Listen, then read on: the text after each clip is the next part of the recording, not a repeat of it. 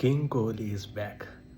ഫോമാണോ ഇല്ലയോ എന്തു തന്നെ ആയിരുന്നാൽ ഈ പുള്ളി ഇനി 40-ാമത്തെ വയസ്സിലായാലും 50-ാമത്തെ വയസ്സിലും പാകിസ്ഥാനെതിരെ ഇനി ഏത് സിറ്റുവേഷനാണെങ്കിലും പുള്ളി കളി ജയിപ്പിച്ചിരിക്കും. പുള്ളി പറഞ്ഞിട്ടില്ലേ, റിലാക്സ്, ഞാനിവിടെ ഉണ്ട്. അതെ, പുള്ളി ഉണ്ടായിട്ട് നമുക്ക് ടെൻഷൻ അടിക്കേണ്ടി വന്നിട്ടേ ഇല്ല. 2022 ഉറപ്പായിട്ടും ആ മാച്ച് തോറ്റുപോയി അവരോട് നമുക്ക് നാണം കിടേണ്ടി വന്നേനെ. എന്നാൽ ആ ഒരു സാഹചര്യം വരുത്താതെ പുള്ളി ഒറ്റയ്ക്ക് നിന്ന് അന്ന് കളി ജയിപ്പിച്ചു. 75 സംതിങ് റൺസാണ് എടുത്തത്. അതും മെൽബണിലെന്ന് പറഞ്ഞാൽ ഹാരിസ് റാവുവിൻ്റെ കോട്ടയാണ്.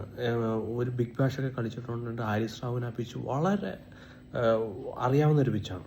അതുകൊണ്ട് അവിടെ ഹാരിസ് റാവു നല്ല ഫോമിൽ ബോൾ ചെയ്തുകൊണ്ടിരിക്കുന്നിടത്ത് വന്നാണ് ആ കളി അവിടെ തിരിച്ചത്. എന്തായാലും സൂപ്പർ ഇന്നിങ്സ്, പറയാനില്ല. നല്ലൊരു ഇന്നിങ്സ് എന്തായാലും കാഴ്ചവെക്കാൻ കഴിഞ്ഞു. പാകിസ്ഥാൻ എന്തായാലും ഹോസ്റ്റ് കൺട്രി പുറത്തായെന്നാണ് തോന്നുന്നത്. ഇനി അല്ലെങ്കിൽ ബംഗ്ലാദേശ് ന്യൂസിലാൻഡിനെ തോൽപ്പിക്കണം, നല്ല മാർജിനിൽ ബംഗ്ലാദേശിനെ തിരിച്ചു തോൽപ്പിക്കണം.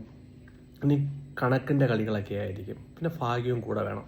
എന്ത് തന്നെ ആയിരുന്നാലും ഓപ്പർച്യൂണിറ്റി, 2 കളി തോറ്റു, 1 കളി ഇനി എങ്ങനെയാണെന്ന് പറയാൻ പറ്റത്തില്ല. റൺ റേറ്റ് ഇന്ത്യ ഏകദേശം ഉറപ്പിച്ചിരിക്കുന്നു. ന്യൂസിലാൻഡിനെതിരെയുള്ള മാച്ച് ടഫ് മാച്ച് ആയിരിക്കും. ശുഭ്മൻ ഗില്ല്, ശ്രേയസ് അയ്യർ ഭേദപ്പെട്ട സ്കോർ 56 റൺസ് പതിയെ തുടങ്ങി. എന്നാലും തൻ്റെ സമയം വന്നപ്പോഴത്തേന് അറ്റാക്കിലോട്ട് പോയി. കോഹ്ലി 100 എടുത്തു. സൂപ്പർ. ഇതിൽ കൂടുതൽ ഇനി എന്ത് വേണം? കുറച്ച് കൺസേണൊക്കെ ഉണ്ട്, എന്നാലും കുഴപ്പമില്ല. എന്തായാലും സെമിയിലോട്ടെത്തി, അത് മാറ്റാൻ കഴിയട്ടെ. അർഷദ് റാണ ഒരു ഗുഡ് ഓപ്ഷനാണോ അറിയില്ല. ഷമിക്ക് ഇഞ്ചുറിയാണ്, പക്ഷേ ജസ്റ്റ് പെയിൻ വന്നു, പുറത്ത് പോയി, പിന്നെ വന്ന് ബോൾ ചെയ്തു. വിക്കറ്റ്ലെസ് ആണ്. ഹാർദിക് പാണ്ഡ്യ നല്ല സൂപ്പർ ബോളിങ്. ബാബർ അസാം നല്ല ടച്ച് നിൽക്കുന്ന സമയത്താണ് ആ വിക്കറ്റ് എടുത്തത്. ബാബർ അസാമിനെ കൊണ്ട് ആ കവർ കളിപ്പിച്ചു.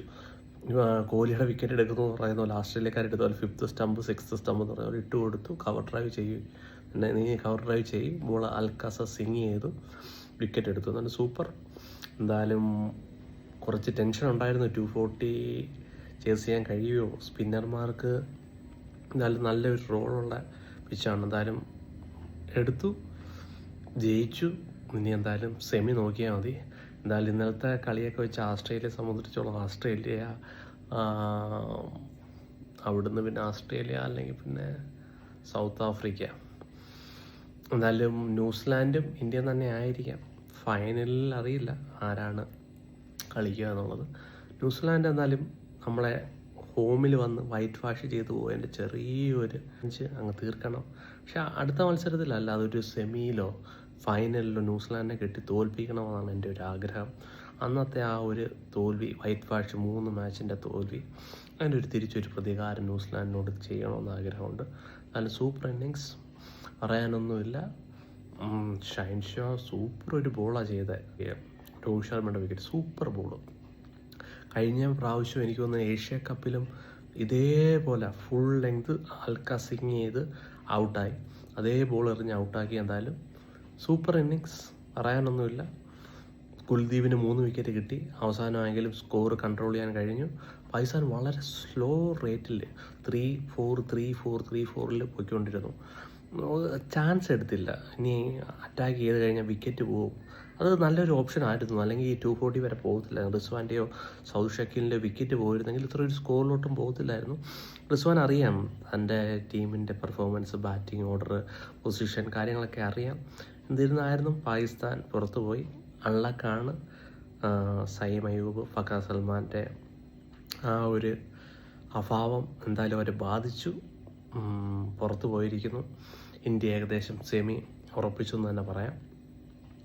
Super innings. ശ്രേയസ് അയ്യറിനെ ഗില്ലിനും ഒരു ആംസ്ട്രിങ് പോലെയൊക്കെ തോന്നുന്നു. എത്രയും കണ്ടിന്യൂസ് കളിച്ച് വരുമല്ലോ. എന്തായാലും 2-ാം തീയതി ഉള്ള അടുത്ത മത്സരം, അതുകൊണ്ട് റിക്കവർ ചെയ്യാനുള്ള സമയം എന്തായാലും ഗില്ലിനും കിട്ടും. എന്തായാലും അബ്രാഹമർ ഒരു സെൻഡ് ഓഫ് കൊടുത്തു, അതിനുള്ള റിപ്ലൈ കൊടുക്കാൻ പറ്റിയില്ല. എന്നാലും നല്ലപോലെ ബോൾ ചെയ്തു. ഞാൻ വിചാരിച്ചു ശ്രേയസ് അയ്യരെങ്കിലും 1-2 6 അടിച്ച അബ്രാഹമറിനെ അടിക്കുമെന്ന് പ്രതീക്ഷിച്ചു. എന്നാൽ നടന്നില്ല. എന്നാൽ നല്ലപോലെ ബോൾ ചെയ്തു കേട്ടോ. എനിക്കൊന്ന് ഒരു സ്പിന്ന് അവർക്ക് കുറഞ്ഞു പോയി. ആ ഒരു സൽമാൻ അലി ആകെ ആയാലും അവസാനം വന്നു, നടന്നില്ല. അവരുടെ ലെഫ്റ്റ് ഹാൻഡ് സ്പിന്നറും ഭേദപ്പെട്ട ഒരു ബോളിംഗ് കാഴ്ചവെച്ചില്ല. സ്കോർ എന്തായാലും റൊട്ടേറ്റ് ചെയ്യാൻ കഴിഞ്ഞു. ഇന്ത്യ എന്തായാലും ജയിച്ചു. ഹോസ്റ്റ് നേഷൻ എന്തായാലും പുറത്തായിരിക്കുന്നു. ഇനി മത്സരം നടക്കുന്നത് ദുബായിലാണ്. ഇന്ത്യയാണ് ഇനി ഹോസ്റ്റ് ചെയ്യാൻ പോകുന്നത് മത്സരം. എന്തായാലും നല്ലൊരു പെർഫോമൻസ് കാഴ്ചവെച്ച് പച്ചകളെ പുറത്താക്കി ഇന്ത്യ സെമിയിലോട്ട് എന്തായാലും ഏകദേശം ഉറപ്പിച്ചിരിക്കുന്നു. ഏകദേശമല്ല, ഇന്ത്യ സെമി ഉറപ്പിച്ചിരിക്കുന്നു. Super performance.